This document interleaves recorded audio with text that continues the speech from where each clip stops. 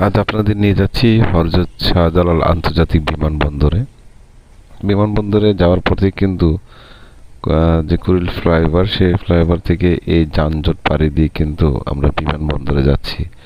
আসলে একটা সময়ে যে যানজট ছিল সেটা এখন আর নেই। এখন বিমানবন্দরের যে টার্মিনাল রয়েছে সেই টার্মিনালের কাছ থেকে যদি আপনাকে বলি, যারা প্রবাস থেকে আসেন, যারা প্রবাসী, তাদের কিন্তু অপেক্ষা করছেন পরিজন বা প্রিয়জন, আত্মীয় স্বজন যারা রয়েছেন, তারা কিন্তু এখানে আসছেন তাদের রিসিভ করার জন্য।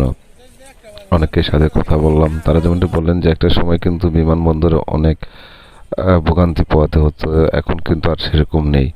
এই টার্মিনাল দিয়ে কিন্তু বেশিরভাগ যাত্রী যাতায়াত করেন। তারা অনেকে বলছেন যে একটা সময় যে ভোগান্তি ছিল সেটা এখন আর নেই। বিমান আসার 20 থেকে 30 মিনিটের আগেই কিন্তু চলে আসছেন গন্তব্যে। তাদের আত্মীয় স্বজনরা কিন্তু বাইরে অপেক্ষা করেন।